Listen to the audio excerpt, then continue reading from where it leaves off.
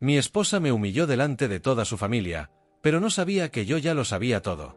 Yo, 32M, nunca pensé que una sola cena pudiera cambiar la forma en que veía mi propia vida. Creía que conocía a Laura, mi esposa, como se conoce a alguien con quien has compartido decisiones, silencios y risas.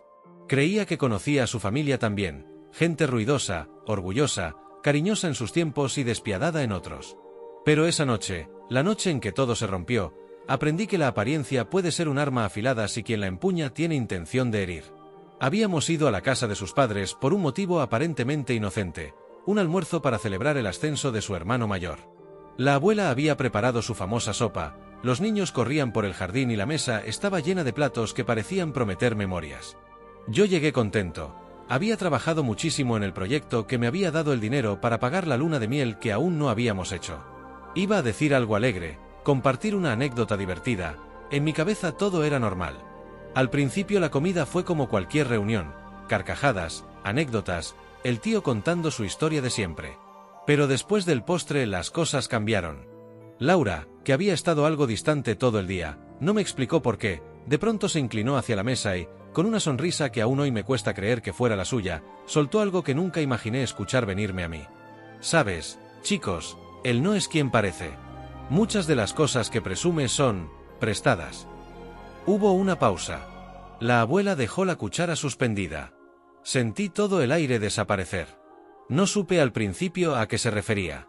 Pensé que hablaba de alguna broma. Entonces ella, con una tranquilidad casi clínica, empezó a detallar anécdotas sobre supuestas mentiras mías, un ascenso logrado por amistades, una compra que me la había conseguido mi jefe, una promesa de dinero que no era real. No dijo explícitamente que yo era un aprovechado, pero lo dejó en el aire de manera que todos en la mesa lo asumieran. Lo peor no fue lo que dijo, porque lo que dijo eran medias verdades, exageradas, sino la manera en que su familia se lo tragó. Rieron en los momentos correctos, dejaron caer comentarios que se adhirieron a mí. Yo intenté aclarar, hablar, pero mis palabras sonaron torpes e inútiles. Fue humillante, ese es el adjetivo. Ver a mi mujer dirigir la cuchara de cuchicheos contra mí, verla inventar certezas donde había dudas, sentir cómo la gente inclinaba la balanza con miradas cómplices, fue una sensación que te atraviesa hasta la médula. Me fui de la mesa con la mente en blanco y la cara caliente. Me marché antes de que la discusión se convirtiera en algo peor. Esa noche, lloré en el auto, no por rabia inmediata, sino por la sorpresa de descubrir que la persona con la que había dormido y reído sabía dar el golpe exacto para destruirte socialmente. Las comillas de esa humillación se extendieron.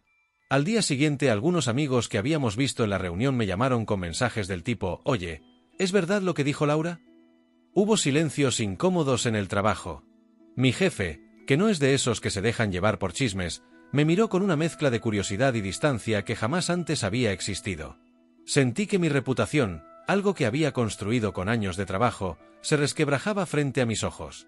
Lo que no sabían, y lo que Laura evidentemente no sospechaba, era que yo ya lo sabía todo, o por lo menos mucho más de lo que ella pensaba. La pregunta es, ¿cómo podría yo saberlo sin haber oído cada palabra aquella noche? Porque la verdad es que esa escena fue la culminación de algo más grande, y yo llevaba días mirando piezas de un rompecabezas que, al encajar, me dejó el panorama completo. Todo empezó unas semanas antes, cuando noté pequeños cambios en la manera en que ella usaba el teléfono. No por celos baratos, esa no es mi personalidad, sino porque un instinto, una especie de animal que todos llevamos, me indicó que algo estaba fuera de su ritmo habitual. Tenía notificaciones que borraba rápido, se levantaba de la mesa para atender llamadas y después caminaba a propósito por el jardín para hablar en voz baja. «Trabajo», decía. Y en la cama, cuando intentaba preguntar, ella desviaba el tema con una sonrisa. No soy detective, pero sí soy observador. Y cuando algo te pincha la intuición, empiezas a mirar señales que antes eran invisibles. Encontré un recibo de hotel que no cuadraba con ningún viaje que habíamos tenido. Vi mensajes en la pantalla de su correo que hablaban de reuniones con la agencia a horas improbables. Una vez, una conversación que dejó abierta la pantalla del portátil y no pude evitar leer una línea: «Necesitamos que él no se entere hasta que sea necesario». Mi boca se secó. No quería creerlo, pero el instinto se volvió investigación. La investigación fue torpe y humana, no cinematográfica. Revisé cuentas compartidas. Sí, sé que muchos dirán que es invasión, porque cuando estás herido haces cosas que normalmente no harías. No fue un acto heroico, fue un acto de supervivencia. Encontré transferencias pequeñas de dinero a nombres que no reconocía, facturas a lugares que no habíamos visitado, y sobre todo, conversaciones que sugerían que alguien estaba creando una narrativa sobre mí. No lo llamé conspiración entonces, lo llamé un patrón.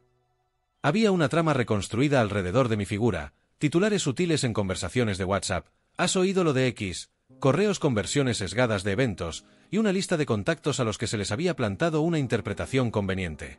Y la pieza más dolorosa, la gente con la que yo creía contar, empezaba a mirar con ese brillo de duda. Entendí que si no paraba aquello, aquel almuerzo solo sería la primera de muchas humillaciones. Lo primero que pensé no fue la venganza, sino protección. Proteger mi trabajo, mi familia, lo que había hecho con mis manos y el nombre que tenía. Pero ahí el orgullo se mezcló con la rabia. ¿Cómo permitir que me destruyeran así? ¿Cómo dejar que una mujer a la que amaba pusiera su palabra por encima de toda una vida? Y entonces la idea que se transformó en proyecto fue, no contestar a la provocación con gritos, sino con pruebas y con un plan que hiciera que la verdad no fuese una discusión sino una evidencia pública. Nada ilegítimo, nada peligroso, solo transparencia y estrategia. Empecé por documentarlo todo. No porque buscara humillarla de vuelta, aunque una parte de mí quería verlo arrepentirse, sino porque la evidencia convierte murmullo en vergüenza y rumor en responsabilidad. Guardé mensajes, capturas, facturas, todo aquello que mostrara que el relato que se estaba construyendo sobre mí no se sostenía. Pero también hice otra cosa. Empecé a observar quiénes eran los cómplices, los silenciosos, y quién se beneficiaba de aquella narrativa. Descubrí que, sorprendentemente, la familia de Laura no estaba actuando por un arrebato de lealtad femenina a ciegas, sino que ciertos miembros habían sido conscientes, o complacientes, de detalles que alimentaban la historia. Y peor, había gente que, directamente, se beneficiaba. Un proveedor que había perdido un contrato mío y que, por su resentimiento, era feliz de convertir la historia en verdad. La línea entre lo personal y lo público empezó a borrarse cuando confirmé que alguien había enviado correos a ciertos colegas con versiones sesgadas. Decidí que la primera defensa sería profesional, reunirme con mi jefe, presentarle la evidencia de mis proyectos, mis correos, mis reportes, hacer que la duda no tuviera asidero laboral. Fui con calma, con documentos, con fechas, con pruebas de que todo lo que me atribuían no solo era falso sino imposible en esos tiempos. Mi jefe me escuchó, se mostró sorprendido, pero lo más importante, me creyó hasta cierto punto. La semilla de duda fue cortada. Pero cortar dudas en el trabajo no era suficiente, la narrativa social era más peligrosa. Si la gente creía en la historia, nunca volvería a ver mis méritos igual. Así que el paso siguiente fue más delicado, reconstruir relaciones personales con hechos, no con explicaciones emotivas. Llamé a quienes más me dolían que me miraran distinto, amigos, compañeros, gente del club donde entrenaba. No lancé culpas, les mostré fechas, mensajes y conversaciones públicas. Les devolví el contexto. Algunos me creyeron de inmediato, otros se quedaron callados. Lo importante fue plantar una duda contraria. Si ellos ya tenían un rumor, mi responsabilidad era plantar un contrarrelato documentado. Mientras tanto, seguía recopilando pruebas sobre lo que había detrás de la operación. No encontré conspiraciones al estilo de película, pero sí patrones de manipulación, mensajes editados, fotos recortadas, conversaciones sacadas de contexto. Incluso hallé indicios de que alguien había pagado a una influencer local para sembrar ciertas frases en redes que después se replicaban en círculos cerrados. Cuando se lo presenté a Laura, no con una confrontación agresiva, sino en una conversación fría y medida, su sorpresa fue la primera grieta. No negó, buscó explicaciones. No soy esa persona, me dijo. Y yo supe que su verdadero problema no era la verdad sino el orgullo. Había creado una historia para justificar cosas que ella misma había decidido omitir. Lo que vino después fue un periodo en el que aprendí a moverme en dos frentes, proteger lo que ya tenía y exponer lo que se había intentado manipular. Con ayuda de un amigo abogado, revisé límites legales respecto a difamación. No quería cruzar líneas, quería usar las que la ley ofrecía para protegerme, y si era necesario, exigir responsabilidades por las calumnias. El abogado me habló de cartas formales, de requerimientos de rectificación, de cómo el peso de la evidencia puede desincentivar la difusión de mentiras más rápido que cualquier discusión. No voy a mentir, mientras construía mi defensa, hubo momentos en los que la ira me nubló. Quería que ella sintiera la misma humillación que me había infligido. Pero esa tentación pasó rápidamente ante la claridad de otro objetivo, no solo recuperar mi reputación, sino hacer que quien me había herido, y a quienes la apoyaban en ese daño, sintieran una consecuencia proporcional pero legal y moralmente justificable. La venganza que visualicé fue hacer que perdieran credibilidad, que lo que ellos habían construido sobre la base de manipulación se desmoronara, que su red de apoyo se resquebrajara. No por maldad, sino por equilibrio. Empecé a trazar el plan con precisión quirúrgica. No hice nada impulsivo. Cada acción tenía un propósito: enviar correos con pruebas a ciertos periodistas locales y blogues, no para difundir odio, sino para pedir que verificaran hechos, hablar con proveedores cuyos contratos estaban implicados para que compartieran fechas y documentos, preparar una carta formal que exigiera rectificación por las infamias. Cada pieza, colocada en su lugar, haría que la historia construida en mi contra se volviera insostenible. Había también un componente emocional que me preocupaba. La gente veía a Laura como la buena porque era carismática, porque su desdén se disfrazaba de preocupación. Romper esa percepción requería, además de evidencia, testigos. Y los testigos llegaron. Proveedores cansados compartieron correos. Una ex empleada lejana me dijo que había presenciado conversaciones donde se hablaba de quien nos conviene que se quede fuera. Un amigo de la infancia de Laura, sorprendido, me confesó que había escuchado a su hermana decir que a veces la verdad merece ser adaptada. Llegó el día en que decidí ponerlo todo boca arriba. No en una escena violenta, sino en una sucesión de pasos pensados. Primero, contactar a quien difundió por primera vez un correo anónimo. No fue fácil, se escondía detrás de excusas. Pero allí, en esa búsqueda, descubrí que el mensaje había sido redactado por alguien de la familia que, por un resentimiento viejo con mi persona, vio en la humillación pública la satisfacción de una cuenta pendiente. Esa cuenta pendiente no justificaba el daño, pero explicaba la complicidad. El siguiente paso fue enviar cartas formales a quienes habían difundido y a aquellos que replicaban sin verificar. Les pedí que rectificaran, que si no tenían pruebas, retiraran lo difundido. Y les mostré lo que yo tenía: fechas, documentos, pruebas de lo que había sido manipulación. Por supuesto, no todos rectificaron. Algunos se enterraron en su orgullo y eligieron el silencio. Pero el silencio, frente a la evidencia, se volvió incómodo. Muchos comenzaron a dudar públicamente. Una influencer que había soltado una frase hecha en un vídeo privado terminó borrando la publicación y pidiendo disculpas cuando le mostré pruebas de que el dato no tenía base. Eso no me alegró, me alivió. El alivio no es el regocijo del verdugo, es el peso que pierde tu pecho cuando por fin alguien mira la verdad. La parte que complicó todo fue el efecto en Laura. No le hice público un escándalo en una plataforma masiva ni difundí documentos de manera sensacionalista. En cambio, fui directo, le di la oportunidad de rectificar, de reconocer y reparar.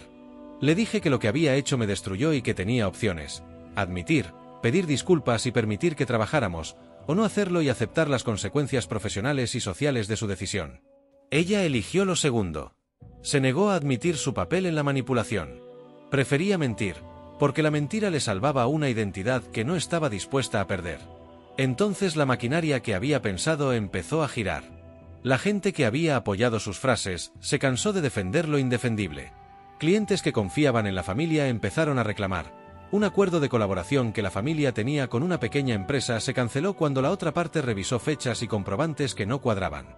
No fue un derrumbe instantáneo, pero sí una estampida silenciosa: contratos que no se renovaron, invitaciones que dejaron de llegar, miradas que se enfriaron. Lo más doloroso para ella fue la reacción de su propia familia. Al ver la evidencia frente a ellos, algunas voces que antes la seguían se apartaron, no por crueldad, sino por la incomodidad que genera apoyar a alguien cuya conducta es insostenible a la luz de los hechos. La posición de Laura, que se creció en palabras e invenciones, empezó a perder cuerpo. Y con ello, su red de sostén también. No voy a decir que disfruté cada caída de aquello que ella perdió. Hubo noches en las que me pregunté si había ido demasiado lejos. Pero recordé la escena de la mesa, mi cara roja, mi voz quebrada, la sensación de ser reducido a un chiste. Eso me dio el motor para seguir. No se trataba de destrucción gratuita, se trataba de restauración. Y la restauración, a veces, exige desmontar un castillo construido con piezas falsas. Cuando llegué a casa aquella noche, después de aquella cena infernal, me encerré en mi oficina sin decir palabra. Desde afuera, podía escuchar la voz de mi esposa, ahora con un tono más dulce, tratando de justificarse. Amor, sabes que solo estaba bromeando, no lo decía en serio. Es mi familia, tú sabes cómo son. Pero en mi cabeza ya no había espacio para disculpas. Esa noche entendí algo que me dolió más que cualquier traición. No se trataba solo de una humillación. Se trataba de lo poco que me respetaba, de cómo me veía, como un hombre débil. Y ese pensamiento me quemaba. Así que, en silencio, comencé a planear. Durante las siguientes semanas, fingí normalidad. Seguí haciendo café por las mañanas, saludándola con un beso distraído, y hasta cenábamos juntos. Pero dentro de mí, cada palabra suya era una nota mental. Cada gesto, una pieza de un rompecabezas que pronto caería sobre ella. Empecé por su trabajo. Mi esposa, Julia, era jefa de marketing en una empresa bastante importante. Tenía una reputación impecable, la ejecutiva encantadora, la que sabía moverse entre las altas esferas. Lo que no sabía es que una parte importante de su éxito se debía a que yo había sido quien, en su momento, le ayudó a construir esa imagen. Yo diseñé su primera presentación corporativa, revisé su portafolio y hasta le conseguí contactos cuando recién empezaba. Ella lo olvidó, pero yo no. A través de uno de esos contactos, un antiguo amigo que ahora trabajaba en la misma empresa, empecé a recibir información. Resulta que Julia tenía una relación muy cercana, demasiado cercana, con su nuevo jefe, Martín. Mensajes fuera del horario laboral, almuerzos de trabajo, viajes improvisados. Todo encajaba. No me dejé llevar por el impulso. No quería ser ese tipo de persona que se desquita por enojo. Quería algo más grande. Quería que se diera cuenta del daño que había causado y que perdiera todo lo que creía tener asegurado. Así que empecé a reunir pruebas. Capturas de pantalla, correos reenviados desde su laptop cuando la dejaba abierta, registros de ubicación sincronizados con la nube. Poco a poco, construí un archivo tan sólido que ni un abogado podría desmentirlo. Mientras tanto, seguía actuando como si nada. Incluso le compré flores una noche. La miré a los ojos y le dije: «Te amo, Julia». Y ella sonrió, sin saber que en mi interior esa frase era una sentencia. Pasaron 3 meses. Y todo estaba listo. Decidí ejecutar mi plan en 2 fases. Primero, romper su mundo laboral. Luego, su imagen social. La primera fase fue casi quirúrgica. Me reuní con mi amigo de la empresa y le entregué el archivo completo, sin mi nombre. Le expliqué que solo quería que la verdad saliera a la luz. Dentro de esos correos había pruebas de que Julia y Martín habían manipulado presupuestos para financiar viajes personales bajo el nombre de eventos corporativos. Una semana después, la bomba estalló. Recuerdo la mañana en que Julia llegó a casa llorando, con los ojos rojos y el maquillaje corrido. «Me suspendieron», dijo con la voz rota. «Dicen que encontraron irregularidades, pero yo no hice nada». «Tranquila», le dije, fingiendo preocupación. «Seguro se aclara». Por dentro, mi corazón ardía con una mezcla de satisfacción y tristeza. No disfrutaba verla sufrir, pero tampoco podía olvidar cómo me había mirado aquella noche, delante de su familia, como si fuera un bufón. Durante los días siguientes, su teléfono no dejó de sonar. Periodistas, colegas, incluso su madre la llamaban para preguntar qué había pasado. Julia se encerró en la casa, nerviosa, bebiendo vino desde temprano. Yo solo observaba. Cuando estuvo completamente quebrada profesionalmente, pasé a la segunda fase. Julia venía de una familia que valoraba muchísimo las apariencias. Su madre, en especial, era el tipo de mujer que juzga a todo el mundo: las ropas, los modales, el dinero. Esa familia que me había humillado en la cena se reunía cada domingo a compartir. Y aunque yo había prometido no volver, esa semana me aseguré de ser invitado. Le dije a Julia que sería una buena oportunidad para reconciliarse con ellos, que debía demostrar que seguía siendo fuerte. Ella aceptó, ansiosa por limpiar su nombre. Pero lo que no sabía es que esa cena sería su ruina. Durante los días previos, filtré discretamente algunos mensajes comprometedores suyos a un foro anónimo de chismes corporativos, donde hablaba mal de su jefe anterior, de compañeros y hasta de su familia. Sabía que su hermano mayor, un fanático de esos foros, no tardaría en verlo. La noche de la cena, llegamos como si nada. Julia iba bien vestida, con ese aire de falsa seguridad que usaba cuando quería impresionar. Pero el ambiente era tenso desde el inicio. Su madre apenas nos saludó. Y entonces, su hermano habló. «Julia, ¿quieres contarnos algo sobre los viajes de trabajo con Martín?», dijo con una sonrisa ácida. Julia palideció. «¿Qué estás diciendo?», balbuceó. «Solo digo que hay correos tuyos dando vueltas por internet.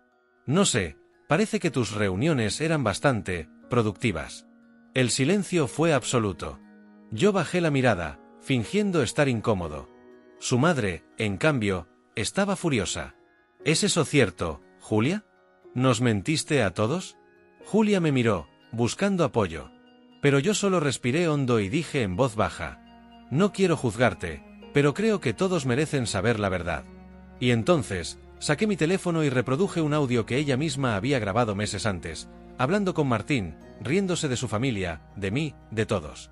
En cuestión de segundos, la cena se convirtió en una pesadilla para ella. Salió corriendo de la casa, llorando. Su madre gritaba que era una vergüenza. Su padre se levantó de la mesa sin decir palabra. Yo simplemente me quedé sentado, mirando el vino en mi copa, saboreando la calma después de la tormenta. Esa noche no regresó a casa. Al día siguiente, me llegó un mensaje de su madre: no puedo creer lo que hizo.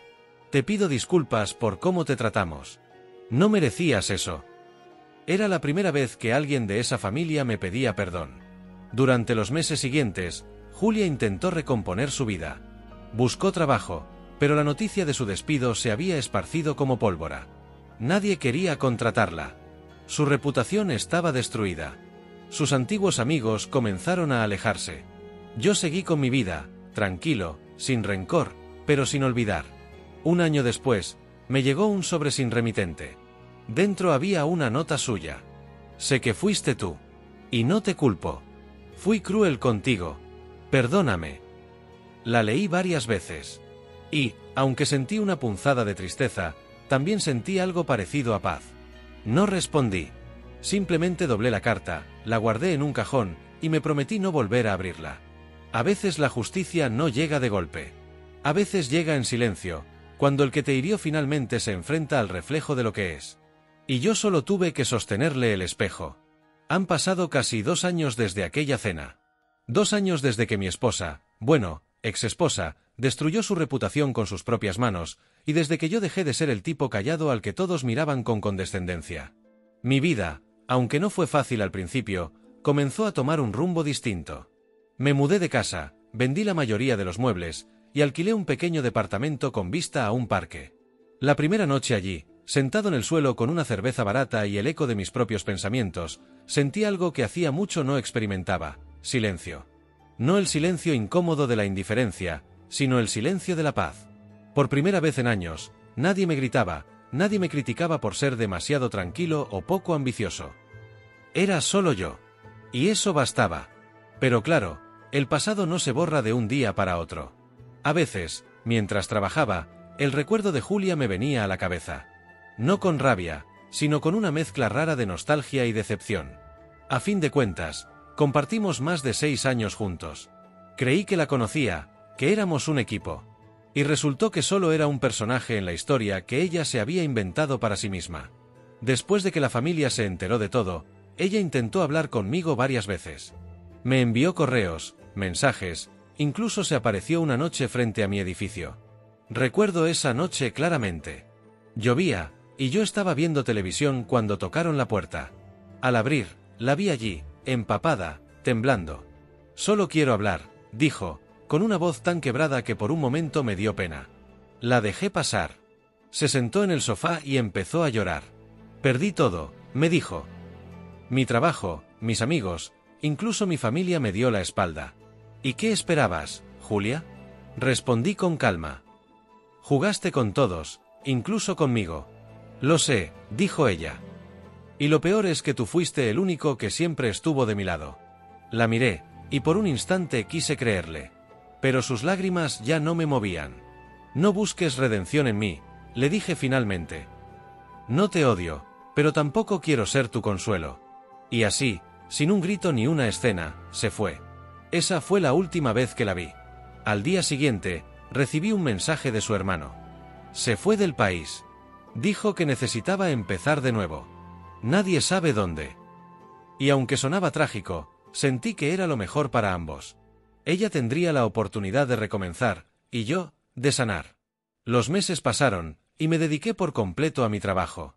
Con el tiempo, logré abrir mi propio estudio de diseño. Pequeño, sí, pero completamente mío. La ironía era deliciosa. Todo aquello que ella decía que nunca lograría sin su ayuda, lo logré después de que se fue. En ese proceso, conocí gente nueva. Entre ellos, una clienta llamada Laura. Laura era lo opuesto a Julia. Donde Julia hablaba de estatus, Laura hablaba de sueños. Donde Julia juzgaba, Laura escuchaba. Tenía una calma contagiosa, y una risa que hacía que el mundo se detuviera un segundo. Empezamos siendo colegas, luego amigos, y, sin planearlo, terminamos enamorándonos. Con ella, aprendí algo que había olvidado. El amor no se mide en grandeza, sino en paz. Pero la vida, como siempre, tenía una última carta guardada. Una tarde, recibí una llamada desde un número desconocido. Contesté sin pensar. ¿Hola? Silencio. Y luego, una voz que no escuchaba hacía años. Soy yo, Julia. Por un momento, el mundo pareció detenerse. ¿Qué quieres? Pregunté, con una mezcla de sorpresa y cautela. No quiero nada. Solo, quería agradecerte. Esa frase me descolocó. ¿Agradecerme? Sí. Por no hundirme más de lo que ya estaba. Por no hacer público todo lo que pudiste haber hecho. Me contó que estaba viviendo en Portugal, trabajando en un restaurante pequeño, y que estaba aprendiendo a cocinar. Dijo que por primera vez en su vida se sentía libre de la necesidad de aparentar. Tu venganza fue perfecta, dijo al final. No me destruiste. Solo me obligaste a mirarme de verdad. Colgué el teléfono en silencio. No sentí orgullo ni arrepentimiento. Solo una paz absoluta. Era como si ese último hilo que me unía al pasado finalmente se hubiera roto. Esa noche, mientras cenaba con Laura, le conté una versión simplificada de la historia. No con rencor, sino como quien cuenta algo que ya no le pertenece. Ella me miró, tomó mi mano y dijo: a veces, el karma solo necesita un empujón. Sonreí. Porque tenía razón. Con el tiempo, me casé con Laura. Tuvimos una hija, y en su sonrisa vi reflejado todo lo que había perdido y recuperado. No riqueza, ni venganza, ni reconocimiento, sino dignidad. A veces, cuando paseo con mi hija por el parque, pienso en Julia. No con rabia, sino con comprensión. Porque entendí que, si no hubiera pasado por ese infierno, nunca habría aprendido a reconocer el paraíso. Y aunque el pasado me mostró el lado más oscuro de la traición, también me enseñó la belleza de empezar de nuevo. No todos los finales felices nacen del amor. Algunos nacen del respeto propio. Y ese fue, quizás, el mayor acto de justicia de todos.